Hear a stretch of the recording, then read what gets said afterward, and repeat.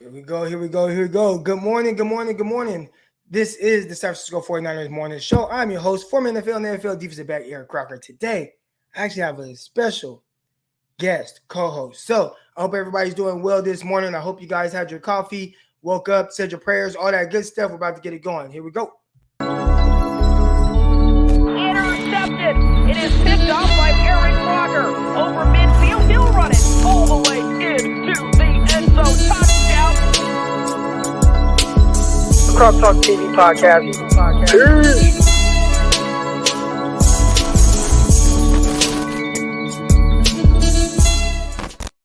Yes, sir. Yes, sir. Yes, sir. We are back. And as you guys see the title, man, we got some Harbaugh versus Shanahan things. And it's like we've started to kind of talk about the past yesterday. And I don't really like talking about the past. I mean, it doesn't really matter anymore. But there were some things where I just want to kind of, bring some context to the situation and kind of what's going on. And we started talking about it on Locked On 49ers. If you don't already, make sure you guys listen to this morning's episode of Locked On 49ers. Yeah, man, Croc, at the end of today's episode, spit some facts and have Peacock speechless. Yes. So if you guys haven't already, it's a really good episode. We'll talk about some of that this morning. Make sure you guys listen to Locked On 49ers, Locked On NFL Draft. Make sure you guys listen to that as well. I forgot to put those in the link below. But yeah, make sure you guys listen to those shows. All that good stuff, good stuff, good stuff. How's everybody doing? I hope you guys are doing good. Got to see those flames coming in. I see 5 flames. Sounds like everybody's doing good this morning. I got a special guest co-host that's going to come on and help me through today's episode. There we go. Them flames up. Let's go. Let's go. Let's go.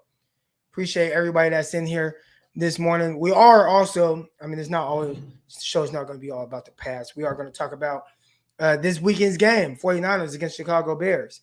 All right. Real quick, I wanted to answer a question. I told my guy I would answer the question live on the show. So I had got a question about technique and the pass interferences that have been going on with the 49ers. And so here we go. We got TN Niner fan. All right, Bob on Twitter. Technique question. The Niners have been beaten and drawn pass interferences a lot this year. I have noticed what I think is an issue of technique on the point of catch defense. True or not, when the ball is up, when the ball is up on the left side, you turn right to fully front the ball and vice versa. All right. I'm not exactly sure what you're answering, but I'm going to just kind of answer the question of like the process of kind of getting in phase and how you work to break up a pass. All right. So here's how it works. All right. And just kind of how I teach things. Okay. So a lot of times a rep is won or lost at the line of scrimmage. All right. So if you're able to play with good feet at the line of scrimmage, feet before hands. All right. And if you get there's a lot of people that think, you got a muscle guy at the line of scrimmage. No, you don't got a muscle guy at the line of scrimmage. But feet before hands, your feet are going to put you in position to be able to get your hands on. All right. And then work to get in phase. All right. Now, sometimes you don't get hands on. All right. Sometimes a guy does a speed release. If a guy does a speed wide release right now, I'm not going to get hands on. So now I have to kind of work a good angle to kind of cut him off and still work to get in phase. All right. That's the goal. Get in phase throughout a route. Now, what does in phase mean? Getting in phase is the act of controlling a receiver. All right. So now you might get in phase early. You might get in phase late. All right. But that is controlling a receiver. Now, typically, the faster the guy is, the more comfortable he is running with vertical routes. Some guys, and it all depends on how you kind of master it, but say like a Richard Sherman who wasn't a speedster, but he did a really good job. Richard Sherman did a really good job of being able to get in phase and get his head around. He was one of the best at taking the ball away, especially in his prime. All right. If you look at some of the 49ers players, some of them aren't the fastest. So I think sometimes at the top of routes, they're still struggling a little bit to get in phase, and they end up drawing a penalty. Now, what this guy is saying on how you kind of play the ball and what he thinks is kind of attributing to the pass interference calls, there are different ways that you have to do it. All right. Now, if if you are even with the receiver, all right, if I'm running and I'm even and I have him in quote unquote phase, all right, a lot of times the quarterbacks will throw back shoulder passes. You see this a lot with the Green Bay Packers, Devontae Adams, Aaron Rodgers. Their timing is great, and they're going to throw that back shoulder throw where they kind of turn away from you and catch the ball on the sideline. All right, that's when you're even. All right, now how do you defend that? Well, you defend that with chest to chest. So when you're running with him and you feel like you're in phase and you feel like you're even with Devontae Adams, you turn into Devontae Adams and say this is Devontae Adams right here running, and that's the sideline. I turn into him and I look through him to play the ball. So I'm going to touch him, look through him, and work to play through the ball. As long as you look back, they typically won't throw the flag. All right. We've seen Emmanuel Mosley do this with Devontae Adams, and he does it well. He's broken up several passes on Devontae Adams by working to look through him, knowing that back shoulder is coming, expecting that back shoulder to come, and play the hands there. Now, if you don't have a guy controlled, or you're playing against a team that is running more, they throw the ball vertically all the time, then you run. Okay, once I'm in phase, I really kind of want to hook that hand. You want to hand fight with him, and I'm going to look and lean. As long as I look and lean, more times than not, I'm probably not going to get the flag call. All right. Now, sometimes you will. I saw Diamador Lenore look and lean, and they threw the flag on him on the slot fade against the Packers, and I thought that was crazy. It was great. It was a great rep from him. I thought it was crazy for them to throw that flag. All right. But the guy asked me a loaded question, and there's so many different ways that you can play it. And one thing that I think we need to understand with the cornerback position, you're not always going to be in great position. And more times than not, when you are in great position, they're probably not targeting you, right? When they target a guy, is because, well, the guy is kind of open or he has a step, and that's where they want to throw the ball. At that point, I think with the 49ers, it's trust your technique. Now, the tough thing is sometimes when you do it all right, you can still get a flag thrown on you. Perfect example, Kawan Williams. He was running, working the play through the hands. The ball was severely underthrown. He had to work back to the ball, and he, in the process, kind of collided with the receiver. I thought he did a good job of kind of avoiding the receiver, but it looks like pass interference. They're going to call it, and I don't know what you do about that. The same thing happened with Tart. Tart was in chase mode. All right, wasn't looking back because he was out of phase. All right, remember, we don't want to look back before we're in phase. Out of phase, ball was severely underthrown. Ends up being pass interference because you run into the guy. So it's tough, man. Cornerback is the hardest position to play in the NFL. They've made it extremely more difficult to play now. You guys have to remember back in the old days, in the 90s and stuff, in the 80s, they didn't have illegal contact 5 yards downfield. They actually had the same penalty and rule as college football and high school. And most people don't know this, but in high school and college, you can touch a receiver as long as the ball is not in the air. As long as the ball is not thrown in college and the NFL, you can touch a receiver. NFL, not the case. They'll call illegal contact. That was not the case before. So obviously they're changing all the rules to benefit the offense, to make it more beneficial for offense, and in turn is making it harder and harder to play the defensive back position. So the 49ers, again, when it comes to the pass interference, I don't know. I saw them change up some of the drills and the individual drills, maybe to try to get back to creating some good habits. We'll see what they do, but it's really tough. It's really tough, and I don't know what the answer is. And as a cornerback, I wish I did know for you guys so I could explain it better. But it's really tough to play the cornerback position in the NFL right now, and cornerbacks are at a disadvantage every single play. One thing you can do to avoid a penalty is focus on breaking up the act of catching if they are out of phase instead of attempting to knock it out the air. This is true, but the 49ers have been called for 2 pass interferences doing just this because the ball was thrown severely short. So what do you do? What do you do? All right.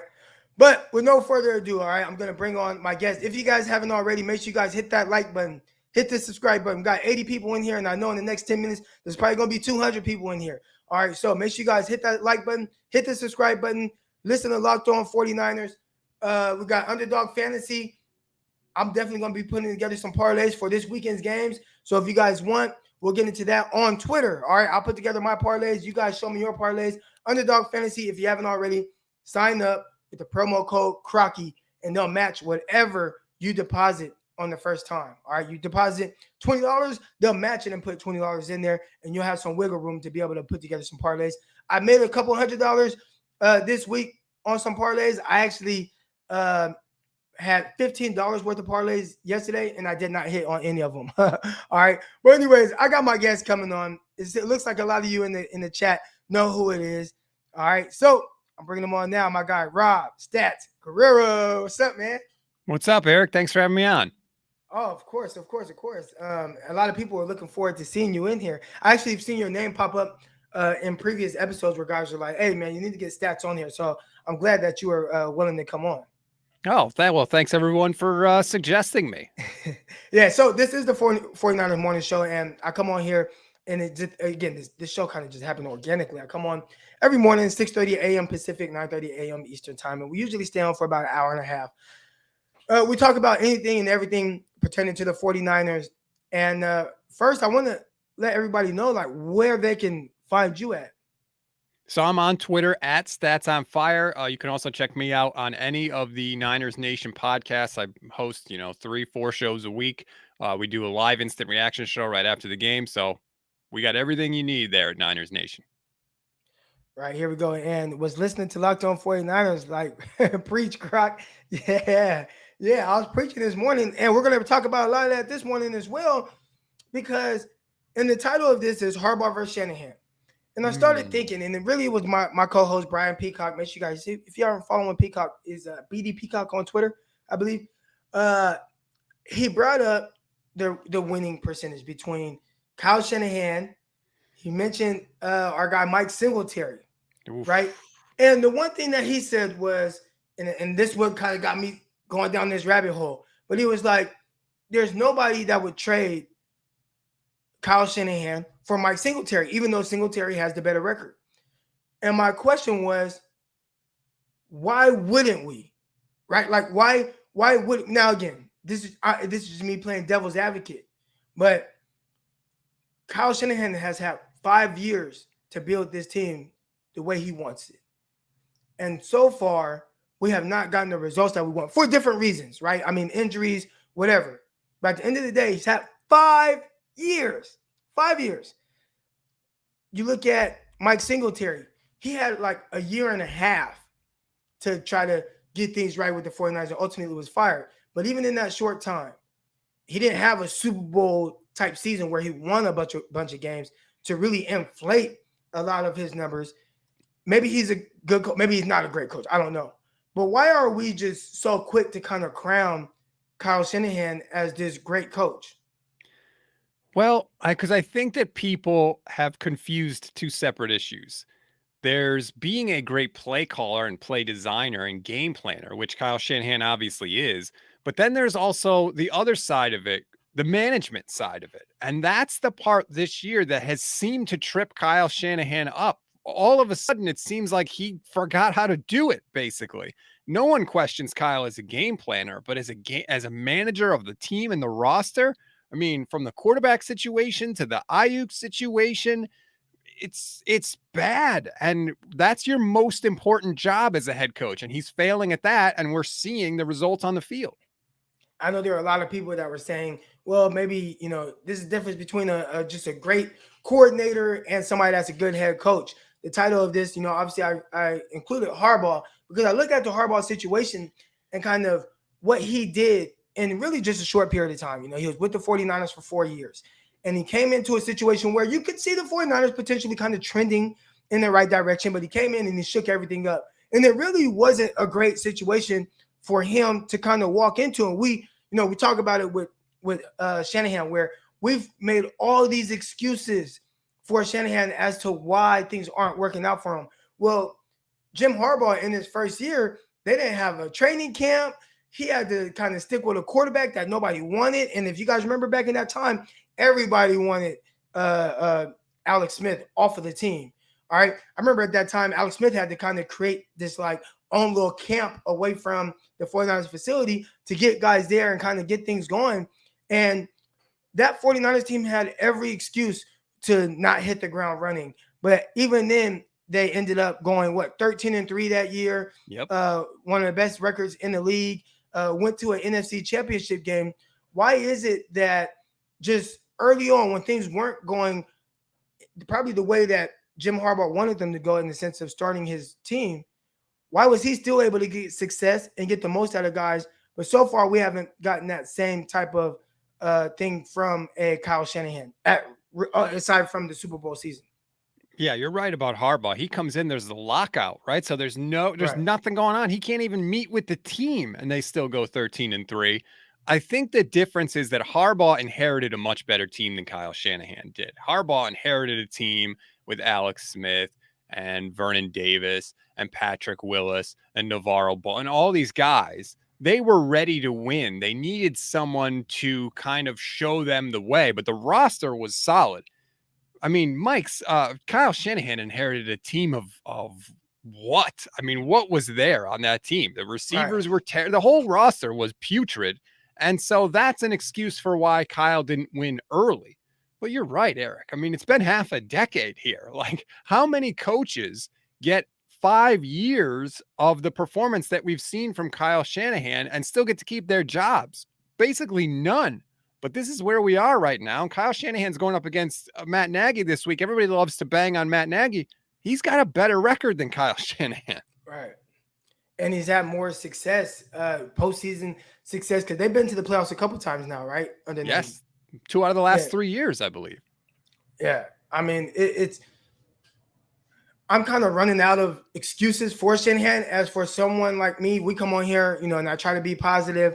I've been seeing that whole thing, the positive thing kind of floating around Twitter now in the 49ers. And my thing with it wasn't so much that I wanted everybody to just be positive, right? But every time that we come on and we talk about the 49ers, especially in a down year, a lot of what we come on and talk about is negative. So what I was trying to do was, hey, we're going to talk about a lot of negative things, but can you come on and say at least one positive thing about the 49ers and kind of where they stand? And then we'll get into all the negatives, because there are a lot of those. But for you, with what you've seen from the 49ers so far, is there one thing that you can take away that gives you, that at least allows you to be a little optimistic with kind of where they're heading for the rest of this season?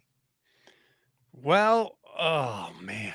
I know positivity is not really my thing. I will say, I mean, Nick Bosa, he's making people forget that he had a basically completely reconstructed knee in the offseason, and he has come back, and Trent Williams said it before the season, not just as good as he was before. He might even be better than he was his rookie year. He is absolutely crushing it. To me, I think the defensive line has been as good as we thought they were going to be. Yeah, they don't get pressure every single time, but they're consistently in the backfield making life difficult for quarterbacks. To me, that is the most positive thing for this team this year, is the defensive line is legit. They can get pressure with just 4. It's just the rest of the team around them that maybe hasn't lived up to expectations. Right. And I think, even to kind of touch further on the defense, I think the defense in general has been good. I mean, if you take away the pass interferences, which you can't do that. All 14 of them. Right. And that's terrible. And they have to figure out how to improve on that. But I think when people talk about the 49ers defense and even the secondary, they've given up the third least amount of passing yards in the league. Now, obviously, the 49ers also have played one less game than a lot of teams. But even heading into the bye week, I think they were like 7th in the NFL in passing yards against them per game. So they're not doing bad, but they're having these penalties that have kind of changed games and definitely changed the trajectory of the game against the Colts, especially on those big third down plays. When you look at the offense, and you talked about the defensive line and where they're playing, the offense was supposed to really kind of be the thing that carried the 49ers this year as they transition into a new defensive coordinator and have that turnover there. It's the offense that was supposed to be like, in sync. I don't want to say on fire, but you have all these weapons, you have all these pieces, and you lost one weapon in like the first few plays of the season. And Raheem Mostert, the running back position, they've been able to kind of plug and play different guys and still have a certain level of success. Why hasn't the 49ers offense had the success that we thought they'd have heading into the season? I actually heard Matt Mayoko have a really good explanation for this, and I hadn't thought of it before. But his point was, what's Kyle Shanahan known for, right? He runs a play and then he makes the next play look just like the one you just saw, but then somebody does something different and it leads to a huge run or a wide open receiver down the field. And what Matt Mayoko said was he thinks that Kyle is so geared towards making that adjustment and getting the big play that he's not sticking with that first part of it long enough. He's not setting up the team long enough, right? Pound him with the outside run, pound him with the outside run. And then when they overcorrect to stop the outside run, that's when you switch it up. That's when you do the play action, and then you hit the big play. And Mayoko said maybe Kyle is switching it up too quickly, and so the defense isn't overcommitting in a way that they usually do. And so that's why the offense is struggling, because they are struggling. They have multiple quarters this year, Eric, where they don't have a single first down, let alone touchdown or a first down, multiple quarters. Like, the offense with Kyle Shanahan as your head coach is never supposed to be the problem. And the facts are the facts, man. It has clearly been the biggest issue with this team. I had a question last week, and we might have to get into that this week as well. When was the last time, if ever, have you seen Kyle Shanahan kind of scrap his scheme / game plan and just attack a weakness in the secondary? Have we seen that, aside from something that's maybe schemed up? I don't feel like we have. I don't feel like the in-game adjustment for him, like, you could tell that game Sunday, Frank Reich was like, hey, you know what? We're just going to chuck it deep. Whatever. They can't stop it. It's not working. It's raining. We're just going to throw it deep. And you never get the impression that Kyle Shanahan does that during the game, where he's like, you know what? This is working. You know what? I take it back. One time I can remember, and it was the NFC Championship game against the Packers, right? Where they just were like, well, Raheem Mostert's just running over them, and we're going to give it to him forever. And that's how you get Jimmy Garoppolo with only 8 passes in the entire game. That's the only game I can remember where he was just like, hey, whatever we had planned, forget it, man. This running game is working. We're just going to stick with that. But you're right. Usually he doesn't seem to break with that, because I think he has so much confidence in what he has planned for throughout the week that he thinks that going away from that would be a bad decision, when in reality, he needs to adapt to the circumstances. Right. And it's crazy because, you look at a game like even the Colts, and I don't think just heaving the ball in the air and hoping for a pass interference is part of the Colts game plan. But at one point they said, you know what, this is something that we might be able to take advantage of in these conditions or against a secondary that has been aggressive and committing penalties. Let's try this. And they did that, and it started to work. Mm-hmm. You look at it from the other side, and with the 49ers and Kyle Shanahan, and you have Xavier Rhodes, who, he's been playing terrible. Every Colts guy that we got on with, when we talked to them, they just were like, he is playing so bad. And then, they were like terrible. And they were like, okay, I think he's going to get benched. And then you have the game where during warmups, he tweaked something and he's not even 100%. So now he's playing on dang near one leg. And at no point in that game did I feel like Kyle Shanahan did anything to try to threaten him vertically, see if he could run, continue to challenge him, take your shot, see what happens.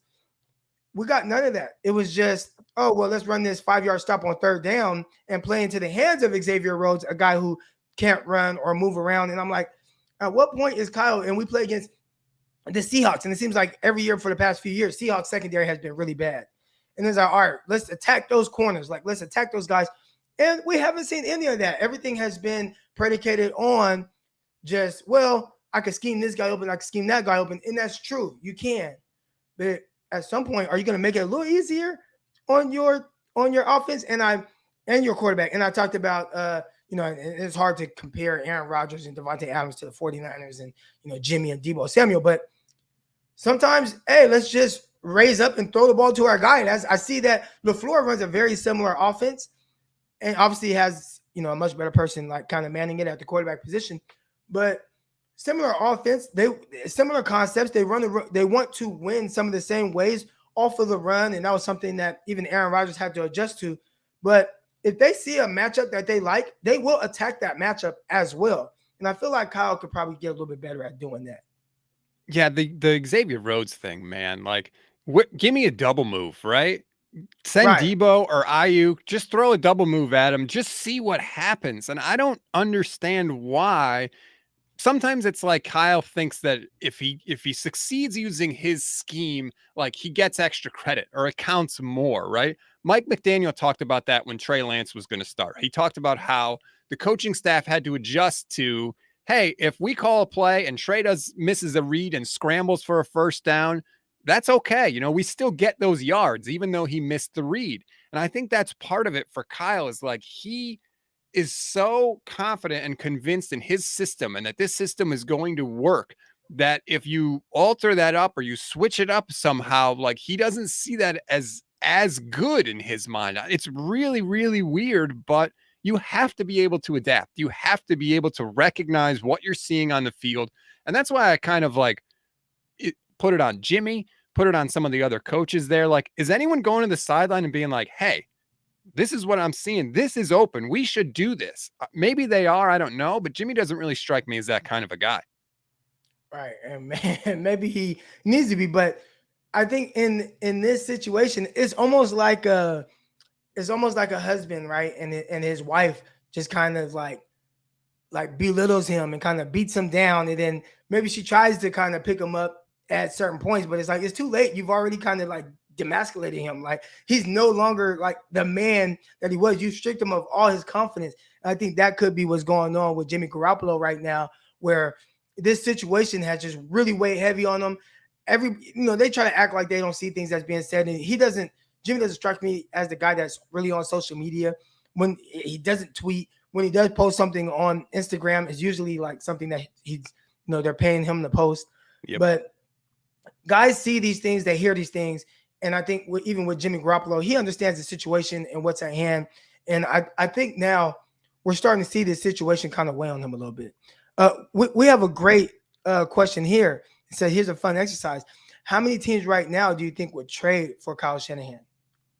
A lot. That's the crazy thing about this. Like, if Kyle Shanahan became a free agent right now, if, the Niners fired him or whatever, I think he would get hired immediately. Don't forget, Chip Kelly got hired without taking a year off. Now, granted, it was by the 49ers. But I think that people look at the game plans and they say, like, yes, we want this guy as our head coach. It's just crazy that we're in this sort of a weird place where people still think he's a really good head coach, but they also look at the record and they look at the time he's been there and they say, you've burned through the benefit of the doubt, man. Like, you got to start winning regardless of what we might think of you. And we've seen a lot of guys, Eric, who are really, really good coordinators who have not been able to master the head coaching position. I think of Norv Turner is one of them, where like great offensive coordinator, one of the best ever, could not do it as a head coach, just could not handle it. His teams continually got worse the longer he was there. And I know we got a long way to go, but if we have another losing season with Kyle Shanahan, that would be 4 losing seasons in 5 years. It's really hard to keep saying that he's a good head coach. Right. And he might just be somebody. And you know what? He potentially can be a good head coach, but maybe they need to just take some off of his plate. And that happens. It's happened with guys like Jason Garrett, right? Jason Garrett, they stripped him of play calling duty. And, just be the manager that we need you to be, because that's what really a good head coach is. I know everybody wants the sexy name, the sexy coordinator and things like that. One of the best coaches in this league, I'd say he's a top 4, top 5 coach in the NFL right now. Does not call plays on either side of the ball. Do you know who I'm talking about? Are you talking about Mike McCarthy? No, I'm talking about Mike Tomlin, the other Mike. Oh, okay. Mike Tomlin has been coaching Pittsburgh for 15 years, has never had a losing season with all this stuff. Now, obviously, he has a good quarterback, and that helps. He's had the same quarterback throughout the entire time, but no losing seasons. And even in the year where he lost Ben Roethlisberger early and had to play with Mason Rudolph and Duck Hodges, he still managed to have an 8-8 season, right? Like, that's the sign of a good coach. And it looks like what Pittsburgh, one, they have terrific stability, but they also just, hey, Mike, you coach, you manage the players, you manage this, you build the culture, you set the tone, you do those things.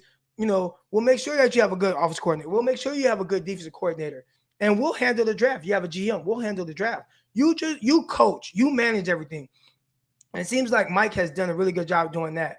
I think right now, what it looks like with the 49ers is you got Kyle Shanahan, and he might just do a little too much. I mean, look at Andy Reid and the Chiefs. Andy Reid has a legit offensive coordinator that actually calls plays. That's not to say that Andy Reid's not involved in it, but Bieniemy calls plays. Kyle does everything. He's in charge of the roster. He's in charge of the 53 man. He wants to be involved in draft day things. He's benching guys. He has emotional attachments to the players, and when they're not doing this, he wants to sit them and he wants to punish them. And I almost feel like Kyle is doing himself a disservice by wearing too many hats. What do you think about that? I think there might be something to that. And what makes me think that is there's been a couple of times this season where Kyle doesn't know what's going on in the field. There was one time where I believe there was a turnover. I think it was might have been the Arizona game where the Niners forced a fumble. And Kyle's literally not watching the play. He's got his head down. They showed the replay. He's looking at his play sheet. Then he looks up and he's like, oh, something awesome happened. Great.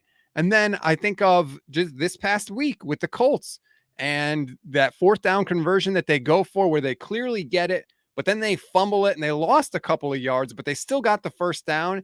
And yet the 49ers challenge because Kyle said, well, I didn't see the play and our replay, our communications were down and everyone on the sideline was telling me to challenge. It's like, well, why weren't you watching? Why weren't you paying attention to what's going on the field? And maybe if you weren't so concerned with calling all the plays and doing all that stuff, you would have more time to actually watch the game. Maybe you see that fourth down play. Maybe you see Xavier Rhodes limping a little bit. Maybe you catch some of these subtle little things that would change your decision-making during the game. So I could understand wanting him to just be able to watch and manage the game as opposed to being so deep in the weeds all the time. Right, here we go. So got another question right here. I got Jamal Armstrong. A great head coach knows his strengths and his weaknesses. This is self-awareness. Doesn't seem as if Kyle is comfortable delegating duties to others. What do you think about that? It's a difficult thing, because it's the easiest person to have trust in is you, right? You're going to think like, hey, I know the job that I can do. I know I'll do a good job, which might be true. But when you have 8,000 jobs to do, you can't do a good job on all of them. And even though you might not trust someone as much as you trust yourself, that's why it's important to have good people around you and give those people an opportunity to prove to you that they can do the job as well as you can do it. Like Andy Reid with Eric Bieniemy, and look at Byron Leftwich with Bruce Arians. Bruce Arians now flat out says, like, I don't do anything. Byron Leftwich does Bruce Arians said he doesn't even go to some of the meetings for the offense. Like, he's letting Leftwich do everything. And sometimes you have to do that if you're going to build up the team around you. You need people to be comfortable enough and competent enough to be able to say, hey, you're wrong in this situation. I got this. Don't worry about it. And maybe Kyle isn't. We had somebody say that we need to loop in Levin into this conversation. he had hit me. He said, hey, man, if you ever need somebody to come on, like, I'll come on for you. So I don't know if you're able to text him, but if he's awake, he could come in. He definitely could hop on. I would love to hear. Oh, we don't need Levin. Come on. Here we go. We got just to get back to this. I think everything that's going on right now, and we've seen this with a lot of other coaches as well. Sometimes their first stint in the NFL isn't great, and they have to kind of have these ups and downs to kind of learn from, their wrongs, where they went wrong, and learn to, like, what, if I do this again, maybe I can't have all that responsibility. Maybe I have to delegate some of the responsibilities to other guys. But right now he's in the middle of it, and he seems like he could be a stubborn person. So I think he's going to stick it out for the entirety of time. And hopefully in the process, he just figures it out and gets better at it. But right now, it seems like he's kind of struggling with wearing a lot of these different hats. We have Mr. Brown here. Steve Young says the 49ers locker room is fraught with terror. What do you think about what Young said recently? I saw those comments from Steve Young, and I'm sorry, man. Why do you have to take everybody in the locker room out for an ice cream cone all the time? The locker room will like whoever wins. And you've been in NFL locker rooms, Eric, so you tell me if I'm wrong. But I look at the Colin Kaepernick situation in 2012, right? Alex Smith is playing the best he's ever played for the 49ers. They're winning games. He's doing great. He gets concussed. Colin Kaepernick comes in, lights it up, balls out, and Harbaugh says we're sticking with him. Was there a locker room revolt? Were there any problems with San Francisco? No. 10 starts later, they were in the Super Bowl. And the reason is because the team won. The locker room will like whoever wins. And you could say that Trey Lance is, he's young and he's a rookie and all that, but it's not like Jimmy Garoppolo's been winning games. If you put Trey in, and even if the offense just looks competent, I don't think you're going to see a locker room revolt because I don't think the locker room is so locked into what happened 2 years ago. So I saw those comments from Steve and I got what he was saying. But to me, they'll like whoever wins. Right. And, I've talked about my experience, being with the New York Jets. 2013, they had Mark Sanchez, who previously had went to 2 straight AFC championships. I want to say 2010, 2011, something along those lines. I came 2 years later off of them having, I want to say, back-to-back seasons where maybe they didn't make the playoffs. I don't remember exactly how it worked, but they drafted Geno Smith. And once they drafted Geno, that's the guy moving forward. Mm-hmm. But I could say this. From what I felt and what I could see and just the interaction and everything, didn't nobody care. Like, they don't care about what's going on at the quarterback position. Most guys, they just want to win. And really, a lot of these NFL guys are more focused on their job and what they do. I think sometimes because this is a game, it takes out the human element of things.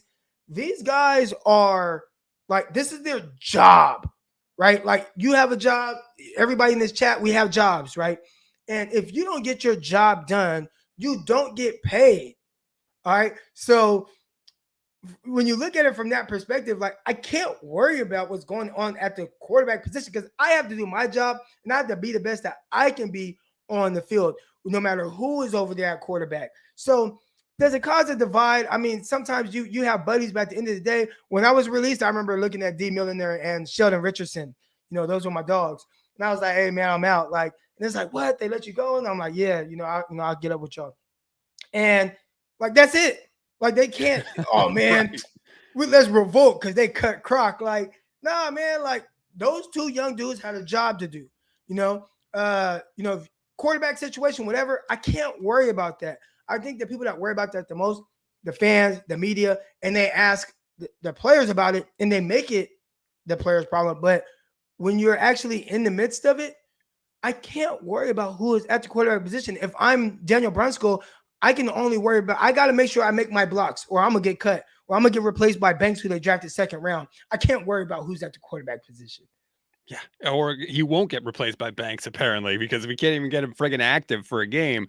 I think that it's overblown how much the locker room likes Jimmy Garoppolo. Like, they see what we see, right? They see the struggles on the field. They see in practice how Jimmy Garoppolo's throwing the ball, how Trey Lance is throwing the ball, and what Trey can do with his legs. I used to work with Chris Sims on Pro Football Talk all the time, and he talked about it when Patrick Mahomes was drafted by the Chiefs. Like, they're seeing in practice Mahomes just rip balls down the field. Like, they know who's better. And so, yeah, they might have had some success with Jimmy a couple years ago, but they're not worried about that now. Like you said, they want to win. This is their job. They want to make sure they keep getting paid. I don't think the attachment to Jimmy Garoppolo is great in that locker room as people are making it out to be. Right. And real quick, if you guys haven't already, make sure you guys hit that like button. Make sure you guys hit that subscribe button. All right. We've got 178 of y'all in here right now. So we should be approaching at least 100 likes. All right. And the likes, I've learned, they definitely help with the algorithm, help get this show seen. So we got 75 likes. Let's get those likes up, y'all. I appreciate everybody that's in the chat already. Real quick, I was going to answer this question, but I think I have a super chat. All right. So, Croc, what was one thing that a coach did to help you be successful? Ooh, and you had the other question too. You asked about Rex Ryan. I'll answer Rex Ryan first. Rex Ryan was hands down the best coach that I've ever been around, from the standpoint of like covering all his bases. A lot of times you have coaches that are either a player coach, can't see my hands. You either have a player coach, you have an X's and O's coach, you have somebody that's a teacher. Well, Rex Ryan was all three, and he was amazing at all three. He was a tremendous X's and O's coach. His dad was a defensive coordinator, Buddy Ryan. So defense is something that he grew up. He knows it like the back of his hand. But he was still a player's coach. And there were a couple of different ways that he did this. Being a player's coach and seeing how he adjusted. I remember being in the meeting and we had Calvin Pace, right? Calvin Pace, he was like a outside 3-4 outside linebacker or something like that, edge rusher or whatever. And I remember Calvin Pace being like, "Hey Rex, like, can I drop in the coverage at this time?" And woo. And it wasn't part of the scheme. It wasn't part of anything that Rex Ryan designed. But Rex Ryan said, "You know what, Calvin? Like, yeah, we'll do that. But if it doesn't work, we're never doing it again. But we'll try that. We'll try that." And he made the players like feel empowered. And he was somebody that you wanted to go all in for. You wanted to go hard for. He was an amazing teacher with the way that he taught you the defense. He asked about you. I remember I had to get some teeth pulled. I'm missing teeth out here. Right? Ooh. I had to go get some teeth pulled. And then he was like, "Hey, Croc, man," he was like, I know you got your teeth pulled, man. How are you doing? I know that had to be tough." And I'm like, damn, like Rex is talking to me. Like, you know what I'm saying? He remembered. Because for a lot of coaches, you're just a number a lot of times, especially when you're at the bottom of the depth chart. So Rex Ryan, he was amazing. And I'm not saying that's the only way that you have to be successful. Also, though, with Rex, and maybe this helped, maybe it didn't help, he had no personnel decisions. Now, could he bring somebody that used to play in his defense? Yeah. He brought Ed Reed in. He had Landry in, not the big buff Landry, but his brother, who was still kind of buff. But he had played with him for Baltimore. He played under Rex. So, he was able to kind of bring guys in. But, as far as I remember the draft is happening, right? And he comes in, we're in the meeting. It was me, Camardi, and we're just sitting there, we're watching film. And I remember Rex saying, "Hey guys, who do you think they're going to draft tonight?" And I just remember thinking, like, aren't you supposed to know these things? Like, you know what I'm saying? Like, aren't you supposed to know this? That's what I'm thinking. I ain't say it, but that just shows, like, that John Izek, who was the GM, that's his responsibility. I remember when I had my private workout and I'm working out, and I remember Rex saying, "Hey, what's the deal with this kid?" And they're like, "Oh, he's coming over from the Arena League, yada, yada, yada." And I ended up making it, but it was the GM's decision. It was the scouts. So maybe Kyle, take some hats off, and maybe we'll get to see more of that side of things where he is a great teacher. He is a great players coach, but he's also a master motivator, which Rex Ryan was as well. So those are some of the differences that I kind of see. I thought Rex handled situations extremely well. Can I ask you a question real quick? Yeah, go ahead. Do you think that Ayuk, Kittle, Debo, whoever can go to Kyle and say, "Hey, I'm seeing this when I'm out there. Can we try this?" Do you think he's open to that? Or do you think it's like, "Hey, this is my system and I got it"? I would hope that he is open to that kind of thing, because if not, then that's why the 49ers are typically in trouble. Yeah. Now, here's the tough thing, because I listened to this guy, Andy Frisella.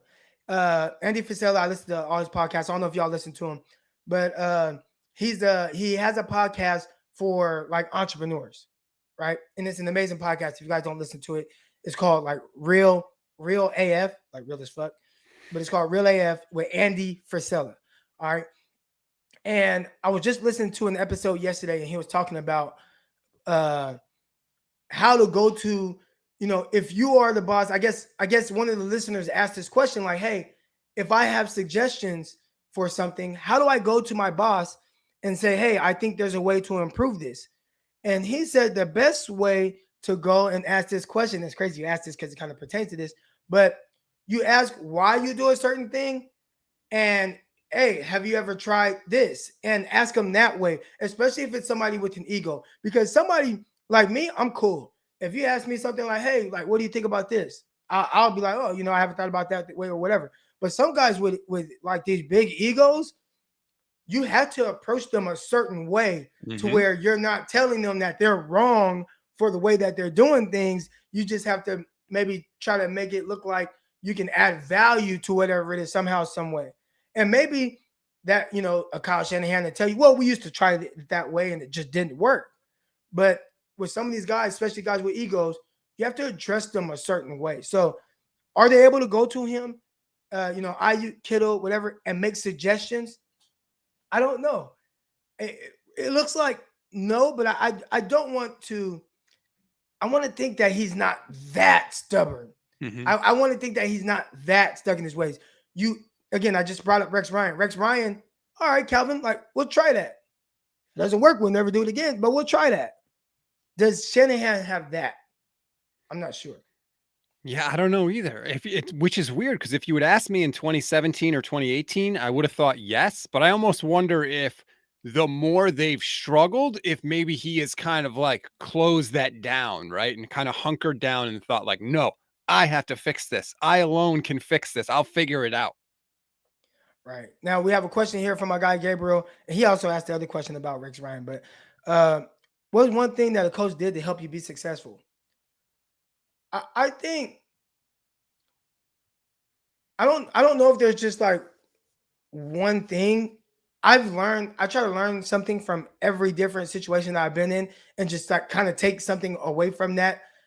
Even if it's a negative, turn it into a positive and just kind of like learn from that. Like it's a positive if you learn from it, right?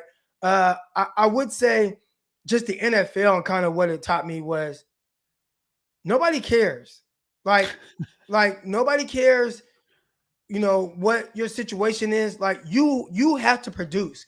And I think as a father, as a husband, like, my wife, she can go through whatever. I can't. Like, because nobody cares if I'm not providing for my family or being able to produce to, keep our lights on, pay our bills, pay, whatever it is. Like nobody cares what I'm going through. Now people might say, oh, poor Croc.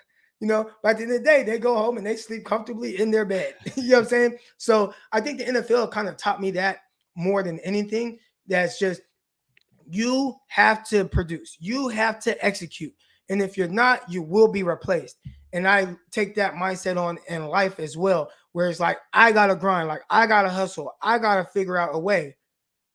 Nobody's going to do it for me.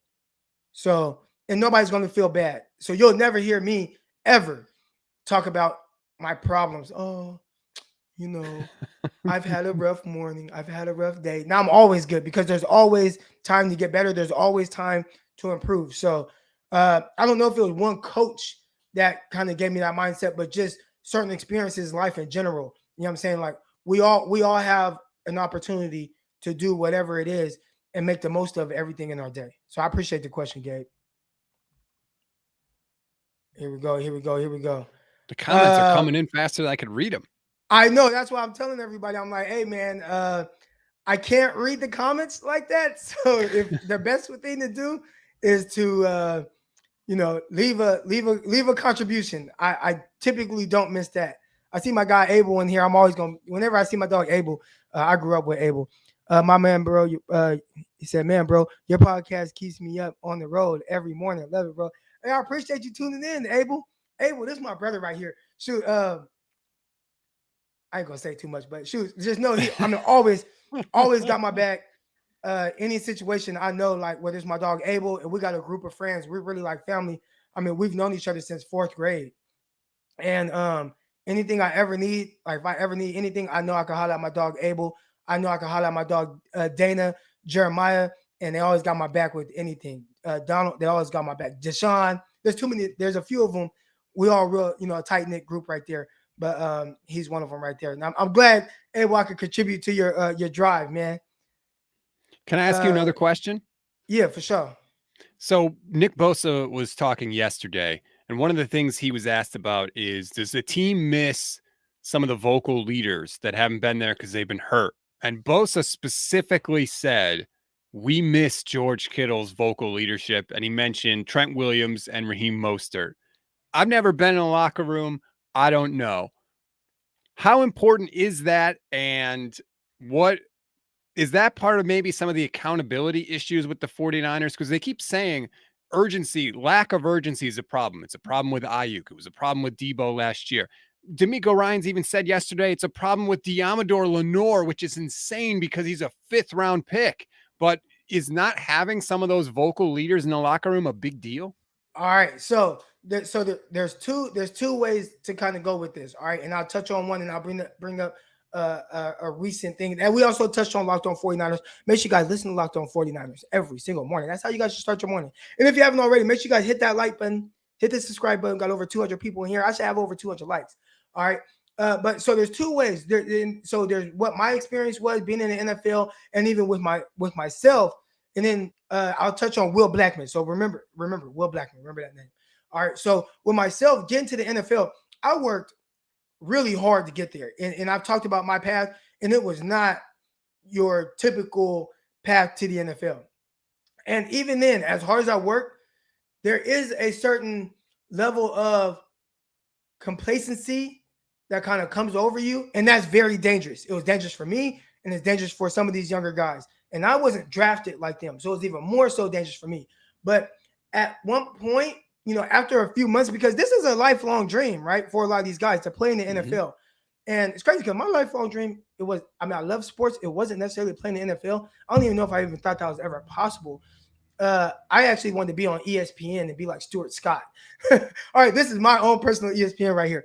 But when you get there, after you're there for a while, a few months goes by or whatever, it's almost like this is this is my life, like this is normal now. Yep. And you kind of go about it in the sense of, well, like, all right, like time to go to work, instead of grinding and doing the things that got you there and working as hard as got you there. The great ones, they are able to just find different things that continue to motivate them every day and work hard, and their work ethic is just different, and their mindset just different. Some of guys like me that don't last long in the NFL, you can at some point kind of get complacent for one reason or another. Now, my main reason, my dad passed away during that time, during training camp, and it was really hard. And for whatever reason, at some point, like, just football wasn't important to me anymore, which is crazy because anybody knows me. I mean, come on, we come on here and we talk for an hour and a half every morning. But I lost that love for football at that time. And some of these guys, maybe when they get the business aspect of things and they start to see that, maybe it takes the love away from it, the fun, and maybe they don't work as hard as they can, and that complacency starts to kind of come over them. That could be what's going on with some of these guys. You have to figure out how to get out of that, or you're going to be gone. You're going to be Eric Crocker. You're going to be out on the streets, all right? And you don't want that, because you're going to be like, damn, I didn't do everything I possibly could have done, and maybe my opportunity passed me by. You know what I'm saying? So that's something that can happen. Now, as far as people holding them accountable, and Gaiman Brown, I'm going to get to your comment. All right, but as far as holding guys accountable, Will Blackman talked about his time with the New York Jets, and they won a Super Bowl this year. All right. And at one point in the year, they lost 4 straight games. All right. They lost 4 straight games, and they kind of backed into the playoffs. All right. They were a wild card team, but they never lost their identity. They had leaders.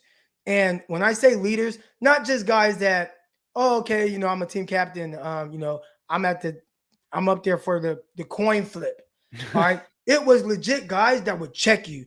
If you weren't holding yourself to the standard that was going to make the team better, they were going to go, they were going to talk to you and really in an aggressive manner to get you to understand you either need to get with it or you're going to get gone. And from what Will was saying, the veterans, they were the ones that policed themselves. It didn't even have to get to the head coach. It didn't even have to get to Tom Coughlin, I mean, he's a hard ass, kind of a hard ass, right? And it didn't even have to get to him. It was like we were going to handle everything in our locker room and make sure that we took care of everything before it got to the coach. So even as they were going through that skid, they never lost sight of who they were. The leaders were going to make sure that eventually they got back on track. I think with the 49ers right now, they have no identity. They don't know who they are. Who are the leaders? Who are the guys that are going to go in and legitimately check guys? Who's going to check guys when they're not? Who's going to go talk to Ayuk? Who's going to tell Ayuk, hey, bro, like, and somebody had this conversation with me. You know what I'm saying? Cromartie. Like, who's going to, hey, bro, if you don't get on your stuff, bro, you're going to be gone. Like, you're going to be out of here. Who you need to be doing X, Y, Z. Who's having that conversation? it can't always have to come from the head coach. Just like because sometimes when it's from your parent, your coach, you hear it different, right? Mm-hmm. When my kids, I could tell my son XYZ, but sometimes it doesn't really like resonate. Oh man, he just getting on me again. He just getting on me again. But if it comes from maybe one of his peers, hey man, like, hey, if you ain't doing what you're supposed to be doing, like, bro, you ain't gonna play. You're not gonna do that. And sometimes it takes your teammates to hold you accountable. So who is that guy? And maybe they got it. I don't know, but I do think losing to DeForest Buckner, losing to Joe Staley, it seems like it has hit the team harder than what we originally thought. Staley had that comment about Buckner, about how he called DeForest Buckner to pass the torch of leadership, and then he found out Buckner was going to get traded. Two things stuck out to me on that. Number one, I was really surprised that his first choice was somebody on the defense. That surprised me. Like, he didn't go to somebody on the same side of the ball as him. But what I wish they asked him, Croc, is who was the next call on your list? Who did you call after you realized Buckner was going to be gone? That's who I want to know, because I look at all the 49ers' best players. Fred Warner, amazing, but doesn't strike me as a guy that's going to call people out and hold them. He's not really like a super vocal guy. Nick Bosa, definitely not a vocal guy. If anybody's ever heard him talk, he barely says 2 words. Maybe Trent Williams is, I don't know, but it seems like it just so happens that a lot of the 49ers' best players are more lead by example guys as opposed to like vocal call you out type of guys. Right. It's going to have to be like Fred Warner, because he seems like more of the vocal rah guy, and he's going to possibly over this time, as he continues his time in the NFL, develop into that hard ass, that hard nosed veteran that is going to tell it to you straight.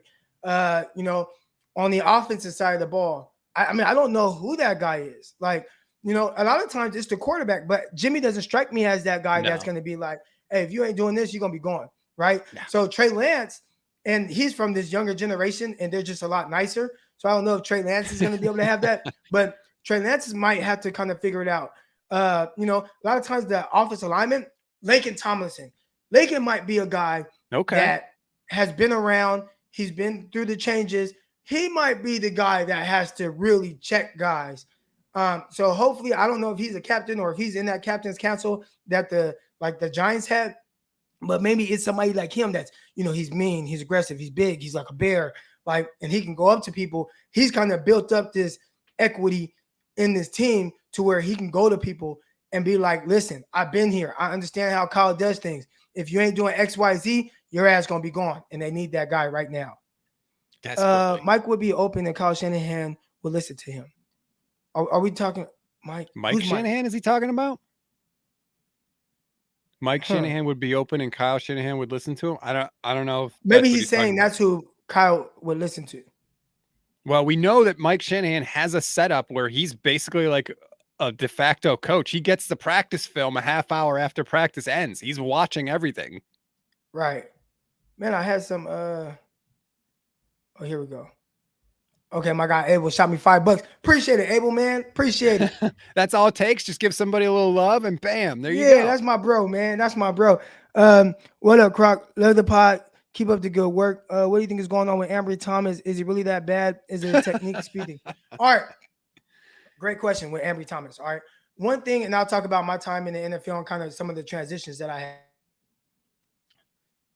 Playing cornerback in college can be fairly simple, right? I remember at the university, I went to a Division II school, but at the university, I mean, we ran 2-3 coverages, and there was nothing really kind of difficult about it. It was like cover 1, cover 2, cover 3, sprinkle in some cover 4 or whatever, but nothing too like complex. All right. When I got to the NFL, it was way different. Now you did have your simple stuff, but there were so many adjustments, and you got to understand too, in college right now, how many colleges offenses do you watch where guys are like motioning around the formations and it changing the numbers to a side and anything like that and all the adjustments? Most colleges, a lot of them, they line up in their spread. The defense lines up in their defense and they just play ball. The NFL is way more complex than that. You play against way more I formation, some power offenses. There's some spread. There's so many motions. Every time somebody motions, your responsibility can change. So it goes from I have this to this. And then depending on how many numbers to that side of the ball now, and when I mean numbers, like how many offensive threats that can go in the route or whatever, it changes your entire responsibility entirely. So I can be in man coverage, but if this guy motions over there, I remember there's some things where if a guy motions, then I'm coming off the edge no matter what. And then if a running back leaks out, then I have to go and get that. I mean, there's just so many different sight adjustments, and sometimes with that, and it did this for me as well. You start to think so much, and you start to slow down. You're not playing as fast as you can.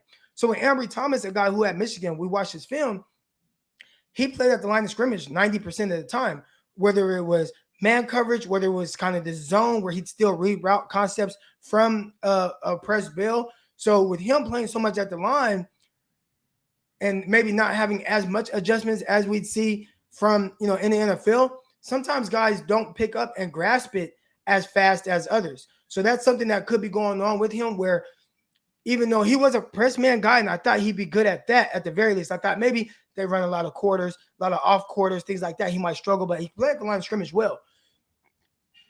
I think right now what's going on with him, because he does have the speed. He doesn't have a lack of – in college, I didn't see a lack of technique. I didn't see a lack of speed. Maybe a lack of, like, legit twitchiness. But I thought he'd be good enough to play. And what he's going through right now, I'm not sure. But he has getting beaten over and over and over. And sometimes that can hurt your confidence. Maybe he's going out there, he's thinking too much. That could hurt his confidence. There's a lot of things that could be going through this guy's head as a rookie. I would have to talk to him to really know. But I bet a lot of it is his head is spinning and he's not able to play as fast as he would like to. I appreciate the contribution. Do you think there's any chance at all that maybe Jim Harbaugh was like, oh, yeah, Ambry Thomas, you should definitely take Ambry Thomas. Get my guy drafted in the 3rd round. Michigan will look good. In the meantime, maybe he knows that Ambry Thomas isn't going to be the best pro, but if his old boss, Jed York, gets stuck with a bad 3rd round pick, Jim Harbaugh is not shedding any tears. No, I think because, one, we got the film. So it's like the head coach can say whatever, but ultimately what's going to get you drafted is what you put on film and really how you test. And there were certain things, and I talked about maybe his head spinning, but I remember one play specifically. Who was I watching him against? I think it was against maybe Notre Dame. But I remember watching him, and he was playing at the line of scrimmage. A guy kind of motioned. He looked to guys. He signaled to everybody, you get here, you got here. He pointed to where everybody was supposed to be at. Okay, you line up here. All right. Then he went and played his technique from catch, ran with the guy. And that play stuck out to me because I'm like, damn, it's like he's a player coach on the field. Mm-hmm. And then that was one thing that came out during some of the meetings where it was like, or one of his initial, talks with the media was like, he's sharp up here. But right now, I don't know. It seems like something that there's something that's not clicking. So yeah, that I don't know. That was kind of a weird thing that was going on, man. But Levin, Levin, my bad. Stats. So we have I know I called you Levin, my bad. So we have about 25 minutes left. So what I like to do now is bring other people on. So what we're going to do is we're going to bring people on, and I would like them to be able to ask you questions, and also they'll be able to ask me questions. But sure, we have it open to everybody, and we'll be on for about 25 more minutes. If you haven't already, make sure you guys hit the like button, hit the subscribe button. Helps with the algorithm, helps everybody see this show. I appreciate all the contributions. Again, if you haven't already, Underdog Fantasy, promo code Crocky. Make sure you guys download the app. Whatever you deposit, they'll match it up to $100. So promo code Crocky, Underdog Fantasy. All right, make sure you guys tune into that. Let's see. Here's the link now. We'll add the link so you guys can come on. Got about 25 minutes left in this show. Boom. And boom. So there it is. There's a link right there. You guys feel free to join. Is there anything that you want to touch on, Stats? God, so many things. Oh, there is one thing before everybody. I wanted to hear your thoughts on this because you were someone that was really big on playing Trey Lance right away. Oh, yeah. So can you just talk us through kind of just your thought process? Then we didn't even get to the 49ers versus Bears game. No. And maybe that's what the questions. If you guys come on with questions about the 49ers versus Bears. And we got Rich in right now. We're about to get to you. But your thoughts on Trey Lance. You want him to play right away. They haven't played him. What do you think about how they kind of handled this situation? I think they've screwed it up at every single turn.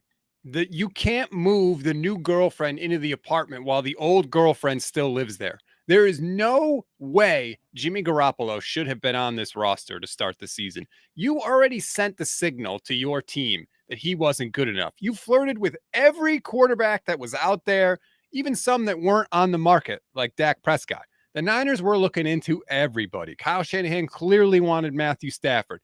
Once they make the trade up to 3, and they flat out said right after the trade was made, we're taking a quarterback. They have announced to everyone that Jimmy Garoppolo is not the guy. And what must be done eventually must be done immediately, Croc. Get rid of Jimmy Garoppolo, because think about what this season would be if it went exactly the same way, but Trey Lance had been starting from week 1, right? It would have been, okay, they're 2-4. Lance has shown some ability. He's flashed a little bit, but he's developing, right? He's getting experience. He's the youngest starting quarterback in the history of the National Football League. He needs reps to get on the field. The feeling around the team would be completely different than it is now. Now it's just a feeling of disappointment, and Trey Lance's development has been delayed, and we're just waiting now. And you got to play him this year, because otherwise you're kicking that can down the road. And now you're saying, well, he's going to need time in 2022 to develop, so we might not be able to contend until 2023. Right. And that was kind of my sentiments on it too. I wanted to see him play right away. I get it from Kyle Shanahan's perspective of one winning season in 4 years and kind of the sense of urgency that he needed to win games. What are your thoughts on this? And I kind of skipped over this right here. I want to say, is that who said, Croc, you skipped over a super chat? I went up and tried to find it. But here we go. We got Victor. He says, everyone says it's John Lynch and Kyle Shanahan. What about Parag Marate? What do you think Parag's role is in all of this? It's funny. When the team loses, people love to crush Parag Marate. He doesn't know what he's doing. He's got too much influence. When the team's winning, all of a sudden Parag Marate becomes like a salary cap wizard. They have all these team-friendly deals. I think that Parag is fine. He's their cap guy. He does what he needs to do. I think that they've signed a lot of flexible deals. They had the ability to get out of the Jimmy Garoppolo contract if they wanted to do it. It would only cost them like $2 million in terms of a cap hit. I think that Parag is not the problem. On the list of 49ers problems, he is nowhere near the top. Do you think he's the one advising them, like maybe when it comes to guys who to sign, who not to sign, and maybe people are kind of blaming him for, I guess, some part of the way that the roster is constructed? He might have some influence, but the buck stops with Kyle Shanahan. I mean, Kyle hired John Lynch. Nobody was going after John Lynch. And if John Lynch got fired tomorrow, nobody would go after him again. He'd be back in the broadcast booth. Kyle Shanahan shops for the groceries. He cooks the food. It's all on Kyle Shanahan. All right. Yep. I agree. So here we go. We are going to add everybody in right now. The way we did it yesterday was kind of like a round table. So I included everybody into it. And here we go. So we got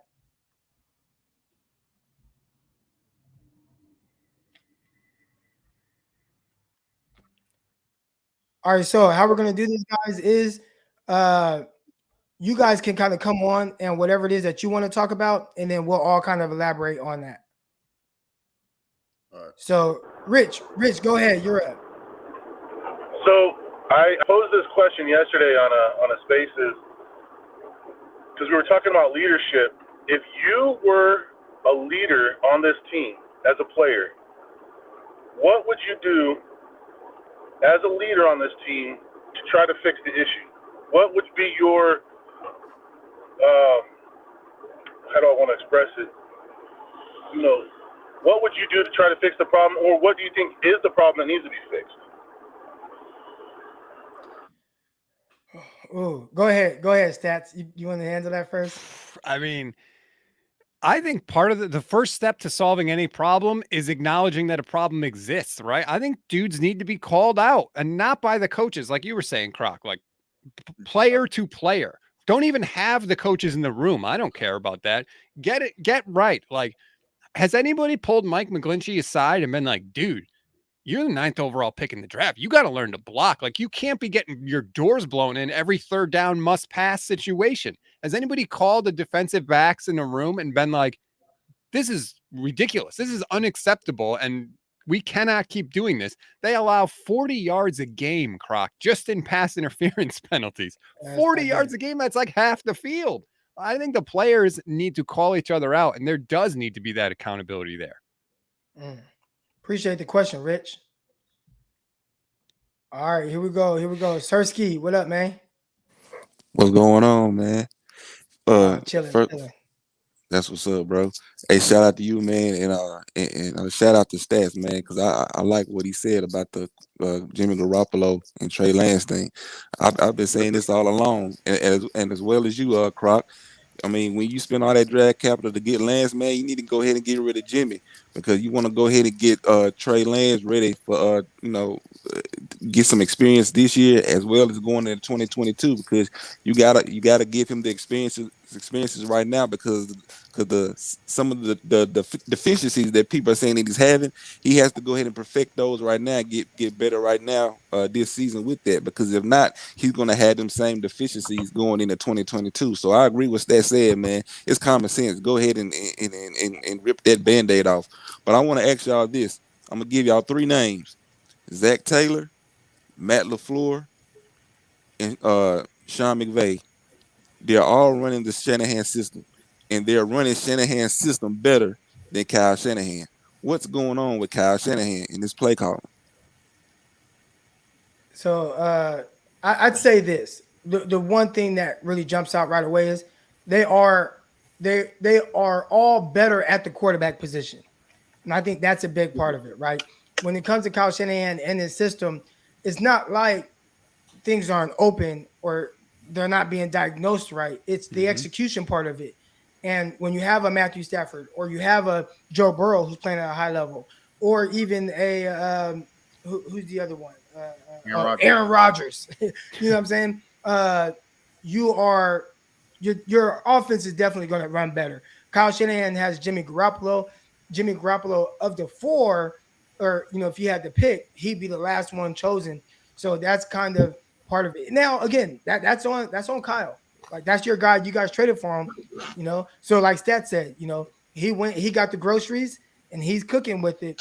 But at the end of the day, I'd say as far as it not being ran as well as some of the other guys that you named, I think the quarterback position has a lot to do with it. What do you think about that, Stats?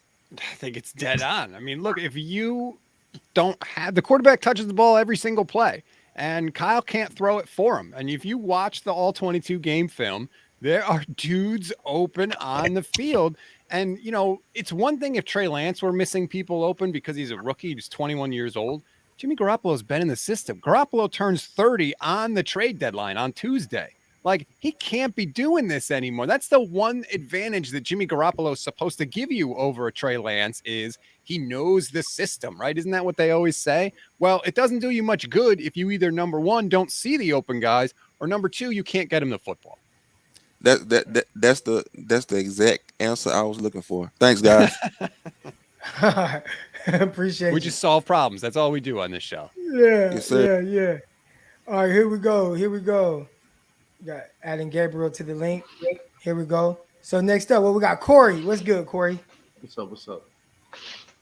I heard y'all talking about the leadership issue, and I was just looking at it like Jimmy Garoppolo. He was a pretty good leader, but our best leader on offense is Jimmy, and Jimmy's having the greatest year, and it's just like people, the players are probably confused, like what direction this team is going, And I feel like, hey, we all gonna make it like.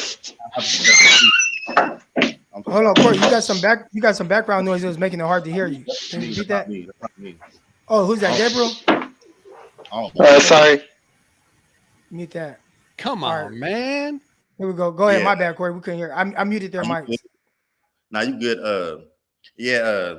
Our leadership is just Staley and Sherman. That 2019 year, that leadership was a big deal for us, and it's just not there. That's very important. Like anybody that's been on a good football team, like the best football teams I've been on, the leadership has been like it's been a family, and it's like I don't know if we're there yet because Jimmy has to be a leader and start to be a business, but like his play on the field is not translating. You know what I mean? Mm-hmm. Yeah. And then, I heard you after the Indy game talking about people saying about Mitchell's vision and stuff about like people saying he doesn't have good vision. I just like our fan base probably needs to understand like Mitchell looks like Mitchell's going to be our running back for the future. He looks like he's better than Sermon. So I think Mitchell's going to be the going to get the most bulk of the carries going on this year. So Sermon's cool, but he's going to come on probably later in the year. Yeah, I think when it comes to Mitchell and his vision, there are definitely situations where you could say, man, he kind of missed that, right? Like he kind of missed that cutback lane. And if you look at Raheem Mostert, you see how well he grew into the offense and was able to kind of see that. And some of it with Mitchell is going to come, with time, with experience, with him being comfortable running, this scheme, this zone in the offense and what Bobby Turner and Kyle Shanahan, what they're asking of him. My thing was on that specific play, that was not a vision issue. You know what I'm saying? Like that was not a vision. That was a decision he had to make. How am I going to get past this safety? Right? Like he's through the hole. Now I see the hole, and he actually had good vision to understand, okay, I can take it this way. Okay, I got my block set up here, or I can take it this way. If I make him miss, I can get to the end zone. How am I going to do it? He diagnosed all that quick. He made the safety miss, but then he got tackled from behind by number 91 who was hustling. Yeah. So to me, it was like we could talk about his vision, but that was not a great example of lack of vision. You know what I'm saying? And even go ahead. Looking at the running backs on our roster, it's just so obvious to me why Kyle Shanahan is playing him. It's like Sermon, he's gonna get there. I don't know why he's not getting like carries like Hasty. I don't know why he like Hasty, like I guess because Shanahan probably trusts him more because he's been there longer. But I understand why Sermon is not getting carries. It's pretty obvious. Yeah, in Sermon, I'll say it's clear that he's not like as twitched up or as explosive as other guys, but I do think he runs well. I think once he figures out a little bit more of like exactly what it is that they want from him, he'll do well. He is averaging over 4 yards a carry, so it hasn't been bad.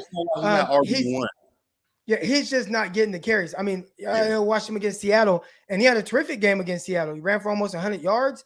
Yards per carry was up. He looked good. He looked comfortable. Only had one carry against the Cardinals. It went for 7 yards. So it hasn't all been bad with Sermon. I think he's kind of people are kind of piling on him a little bit, and maybe because he's a third-round pick. But I think eventually those two guys will be a good 1-2 punch duo. I think he's playing a little bit better than most would lead you to believe when you listen to the fan base. But clearly there's areas where he can improve. Yes, and then one more thing, Jordan Willis coming back this week is underrated. I think that would be a great addition, for pass rushing, because our pass rushing is just, we can't fake the funk. It's not what we thought it was. But Jordan Willis should bring us some good depth. That should be a good addition for this week against Chicago. Yeah. Yes, sir. Man, I appreciate you coming on. I appreciate you. All right, here we go. Next up, what's this? Ja? Did I say that right? We can unmute your mic now. Here we go. I unmuted your mic. You good? Yeah, now we good, guys. It's Jay, actually. Good. Jay? Yeah. I know. I try to get fancy with it. My bad. Aaron. God, don't worry about it, guys. Actually, I was gonna talk about Trey Sermon too, but I guess we already kind of got everyone's takes on that. So I'm gonna go the Ayuk route because I find this one of the most strangest situations that I've seen in a while after the season that he had last year. I don't know necessarily what John Lynch, Kyle Shanahan are looking for. They're clearly looking for something specific, but I do want to get your guys' opinions on why you think we're either just Brandon Ayuk not doing enough, or are the Niners just not getting him the ball? Like, what is the situation there with Brandon Ayuk?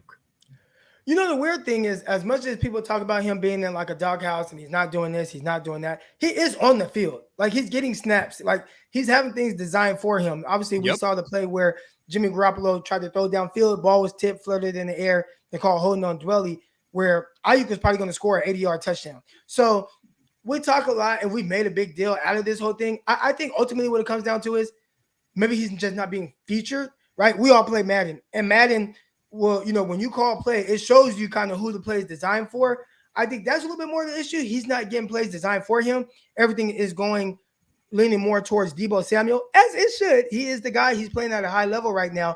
But I don't think this situation, I think the media keeps asking about it. The fans keep asking about it because the results aren't there. But I think a lot of it is because the 49ers passing offense isn't as efficient as you would like, and the ball's not getting spread around as much as you would like. But he is on the field. Like he is running routes, and he has ran routes where he's getting open. What stats? What do you think about that? I agree. They're drawing stuff up for him. They're not giving him so much stuff at or behind the line of scrimmage, which is really frustrating because like you could easily do that. They're giving those targets to like Jawan Jennings and Kyle Juszczyk and stuff. That's kind of frustrating, but they are dialing up some deep shots for him and he's just not getting the ball. And the other thing, Kyle has talked about this, is the Niners have been so bad on third down. They had 5 straight 3-and-outs against the Colts last week. They're literally not on the field that much. So there are, normally there's more opportunities for people, but if you're not converting on third down, you're not staying on the field, those opportunities dry up a little bit. Right. But man, Jay, that was a great question, man. I appreciate the question. I'm going to get you off and get the next guy talking. No worries. Appreciate it, guys. That was some good opinions and takes there. I hope IU gets involved this week. All right. Here we go. He might with Debo banged up a little bit. Right. Who we have on here? So we got Gabriel. Gabriel, you on? Hey, Croc, can you hear me? Yes, sir. I got you. How you doing? I'm doing good. I just got 2 things I want to talk about. The first is I think the identity of the team with Trey Lance is like it's gonna be like an explosive young kind of power team.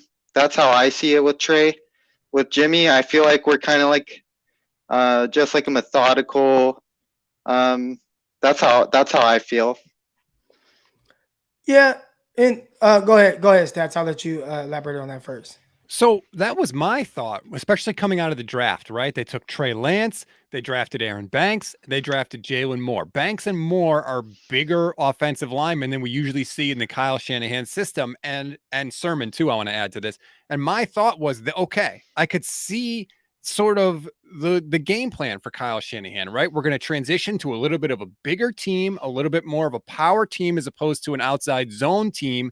And that's why Kyle's bringing in Trey Sermon, who isn't a speedster but can run up the middle with power. He's bringing in bigger offensive linemen that can run some traps and stuff like that. I thought that was the transition that they were planning on making, and maybe they still are. But right now it is 2 different teams with Jimmy Garoppolo and versus Trey Lance in there, and you saw that in the game plan. Kyle's game plan for the Arizona game was totally different than his game plans for Jimmy Garoppolo. So maybe they are planning on making that transition, but we haven't seen it yet because Trey hasn't taken over yet. Yeah, and I think the tough thing for me is it's weird because I remember in preseason, and I've talked about it on this show, 49ers had Trey Lance under center, and I thought he did well in it, and clearly you could see, some things need to get improved, maybe just the timing of things, but those are things that probably come the more he does it. But then they go in the Arizona game, and they go completely away from that. So, I don't know. Again, a lot of it comes back to the 49ers. What is their identity? And it seems like Kyle Shanahan, he's kind of struggling to find that right now, especially when you have 2 quarterbacks that in your head, you have 2 different ways that you want to utilize them. Mm-hmm. And trying to factor in that whole thing while developing one, but then you're telling everybody the other one is the guy. I don't know, 49, it's just a weird space that they're in right now. Yeah, they're trying to have their cake and eat it too, right? They're trying to develop Trey Lance while also trying to win games with Jimmy Garoppolo. You can't do that. Like we talked about with the delegating thing, like you can only devote so much effort to a certain thing. And if you're splitting yourself and giving 50% to Garoppolo and 50% to Lance, then all you do is guarantee that both are not going to be as good as they should be. Right. Gabriel, man, appreciate you coming on. Hold on, Croc. Oh yeah, go ahead. I have one more thing. I feel like with the later round picks, I feel like we're really good at developing them because there's like maybe less pressure. They're more like experimental type picks, and I feel like the coaches might like just have more like I don't know, like maybe they just have more fun developing those picks. Like what are your thoughts on the later round picks? I think we need more of those picks. Yeah. I think you just have more opportunity, right, with later round picks. I think it's more of that. Like, the first, second round picks are so highlighted because you have so few of them. But in later rounds, you just have way more opportunity to hit on a guy or have a guy end up being good. So think of when, you have between rounds 4 through 7, you end up having like 8 picks or something like that.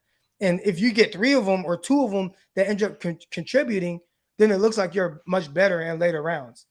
Now, I'm not saying that the 49ers aren't. It seems like right now we saw Moore play tackle. He looked fine. Hufunga's playing. I think he's going to start this week, right? Diamado Lenore, we've seen him contribute, and it looks like there's things where he is going to, he's going to be solid. But we just see so many guys kind of in those later rounds that are kind of thrown out there. You just have so many more opportunities for a guy to end up doing well. I hope that makes sense. I'm kind of all over the place with it, but in my head, I kind of knew what I was trying to say. But can I offer a draft conspiracy theory? Because I've heard people say this, that maybe for the first and second and third round picks, Kyle Shanahan's like super involved and he's taking a deep dive and he has a ton of influence. And maybe in the later round picks, Kyle, he spent so much time studying the guys going earlier that maybe he doesn't have as much influence in the picks in like rounds 4, 5, and 6. And maybe that's why they've been better. And I'm not saying that's true. People have thrown that out there, and I did hear it, and I was like, that is interesting. That's a great point, actually. So that I haven't thought about. You guys, what do you think about that, Gabriel?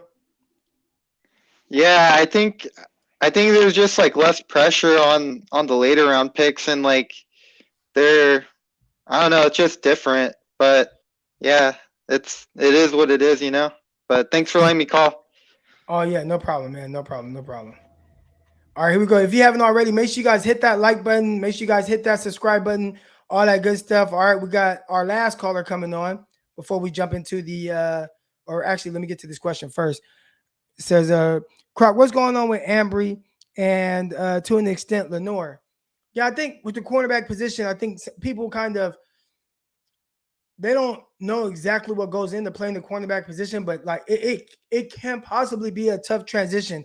I also talked about some complacency setting in with some guys sometimes and kind of feeling like you belong there and not truly understanding the business of the NFL and how quickly they will get you out of there. So you have to consistently be working to get better in the NFL. If you're not, then you'll be inactive. You won't be playing. You have to improve week to week. You can't make the same mistakes over and over, especially if they have guys that they feel like they can play over you. So I don't know if that's what's going on with Ambry Thomas and Diamado Lenore, but I've seen situations like that where, things like that tend to happen. So again, I don't know exactly what their issues are. I think with Ambry Thomas, he just wasn't playing well and has to improve.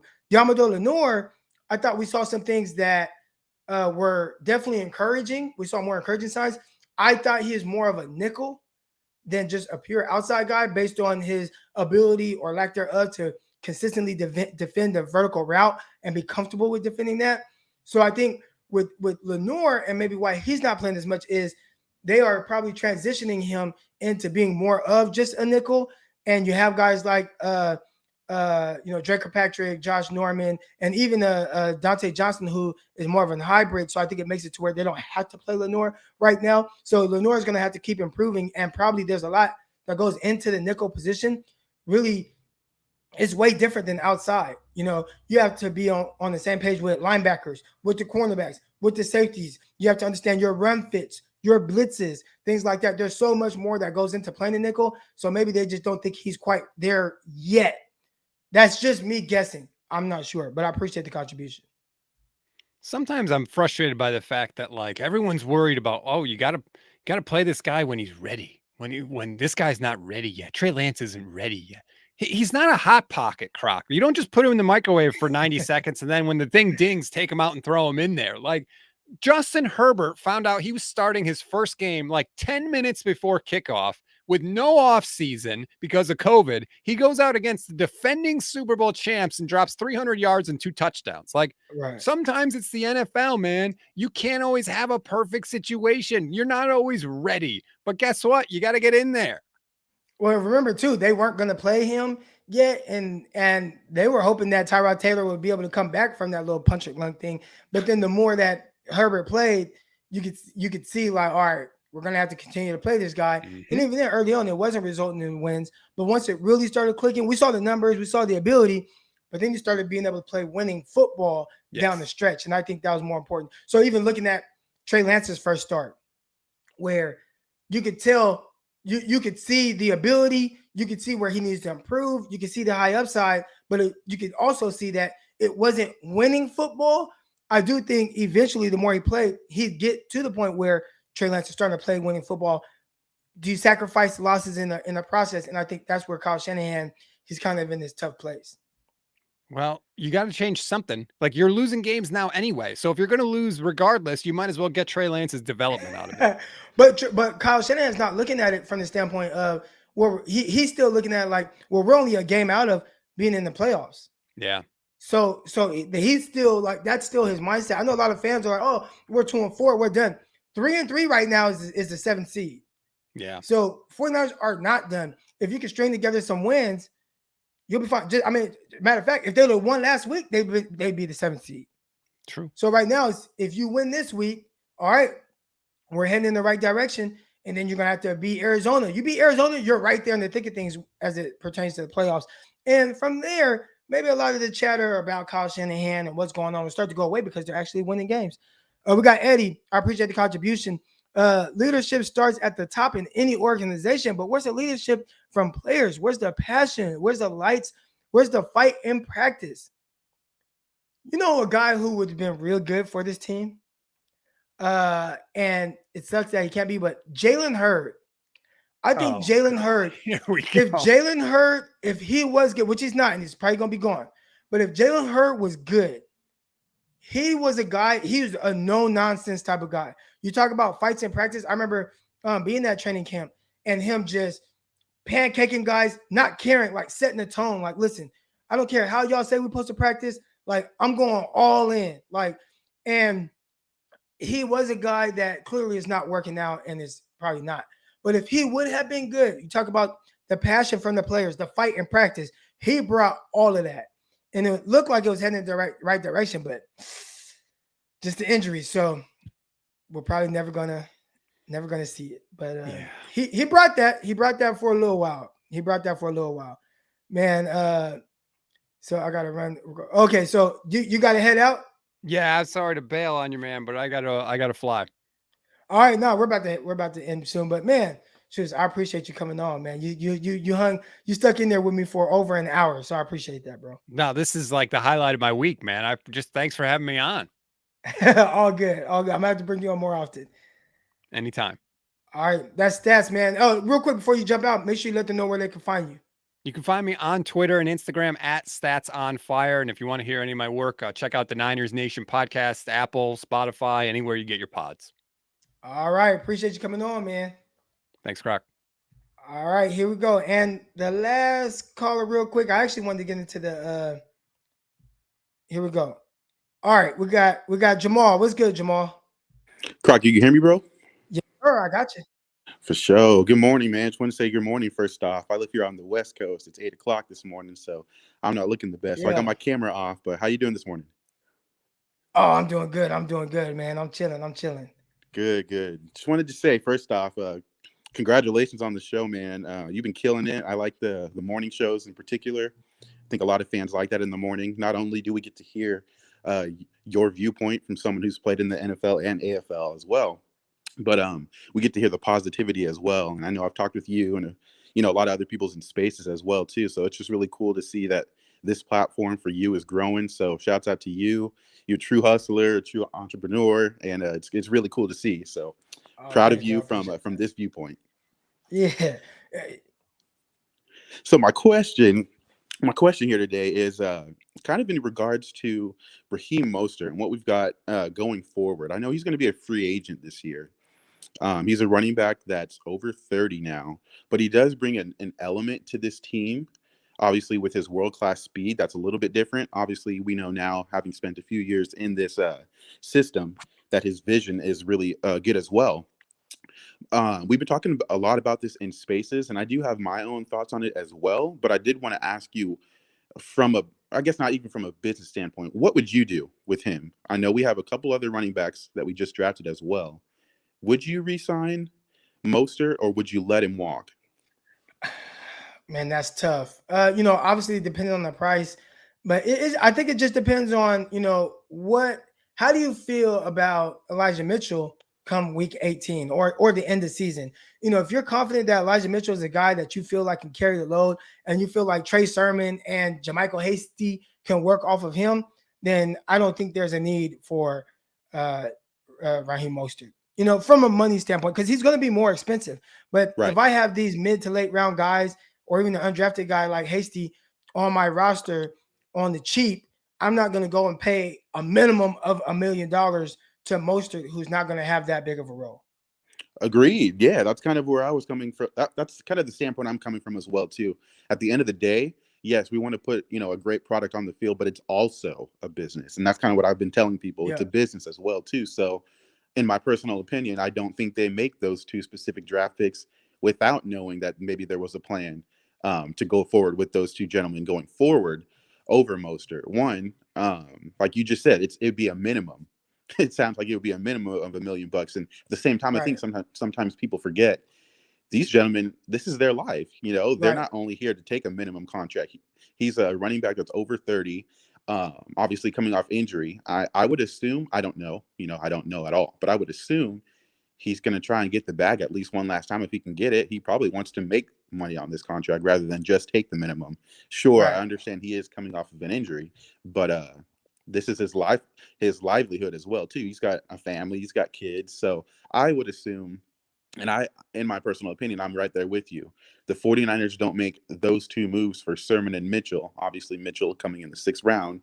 And from what I've heard, that was a Bobby Turner pick as well. Like, running backs coach wanted this dude, so we got him. I don't believe they make those specific picks without planning for the future. At some point, you have to be cost effective.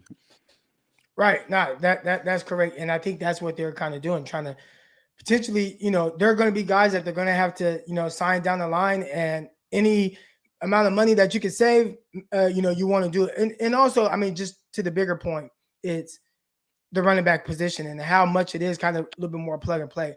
Now, you're going to miss that the ability to really be able to score at any time on the field. You miss that. But I think as these running backs, continue to develop, they're going to be really good. They're going to be productive. And I don't think you'll miss Mostert to the extent that most people think. And especially not to where I'm going to add another $1 million+ to my salary cap, just to kind of have potentially that threat around. Right. Agree 100%. And one last little question here. If you want to talk about this later, we don't have to talk about it now. But do you think by the end of this season, Trey Sermon will have the bulk of the carries, or do you think it'll continue to stay with Elijah Mitchell? Now he's going to stay with Elijah Mitchell, because Elijah Mitchell, he's giving you, and he's running even better than I thought he ran in college. He ran well, ran hard, but right now I'm seeing some wiggle. You're starting to see the vision aspect of it improve. And when I say vision, it's knowing what they're going to be asking of him and how they want him to run the ball. Like, those are things that, at first you might be rushing, trying to figure out the timing of everything. Mm-hmm. I thought early on against the Eagles, even against the Lions, that was something he can improve on. But it looks like he's starting to get better at that. So the more he continues to, to get better at that, and is still able to be productive in the process, he's definitely going to be your guy. And you'll have Trey Sermon to be able to play off of him. And also JaMychal Hasty, who it seems like they like as more of a pass catching guy. So I think they got their trio, man. They got all these guys kind of on the cheap. So I think for the next 3 years, they're pretty set at the running back position. Cool. Love to hear it. Thanks for letting me come on, Croc. Appreciate it. I'll give you a call here in a little bit, if that's cool. All right. Yeah. It's good. All right, for sure. Thanks, man. Appreciate it. All right. All good. All right, guys. Shoes, man. I appreciate everybody that's been in here. Over 190 of you guys in here. Make sure, if you haven't already, hit that like button, hit that subscribe button. All right. To hit the like, if you're in the chat right now, click the chat down, hit the like button, then bring the chat right back up. All right. Make sure you guys, if you're not already, subscribed, all that good stuff, comments, anything you guys feel like, hey, Croc, you need to improve on this, or if there's a guest that you guys are looking for, whether it's somebody from the kind of 49ers content creators community, or a former player or something like that, I'll try to reach out to a former player, see if I can bring him on. All the contributions, I really like that. I appreciate that. That's awesome. You guys supporting the show. And ultimately what I'm trying to do is kind of build a network here to bring on other content creators. So I appreciate all that. I appreciate everybody that's in here. We did not get into the 49ers versus the Bears. So what we'll do is we'll come back. What time does that game? What time is that game at?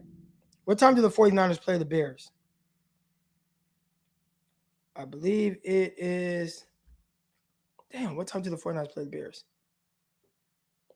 Is it the early game? If it's the noon game, whatever, we'll be on here early. We'll come on. We'll preview the show. All right. So, I don't know. Early. Okay, I got the early. Okay, so 12 Central. That's my time. I'm Central time. So what we'll do is we'll come on about 9 o'clock, 9 a.m. Come on, wrap it up. 9 a.m. Pacific time. Chop it up. Talk about previewing that game. See if I can get some other people on. All right. But make sure you guys, if you haven't already, hit that notification bell so you guys know when I go live. But yeah, man, appreciate everybody on here. I'll get back with you guys Sunday morning, 9 a.m. Pacific. Let's go. Intercepted. It is picked off by Aaron Rodgers over midfield. He'll run it all the way into the end zone. Touchdown. Crosstalk TV podcast. Peace.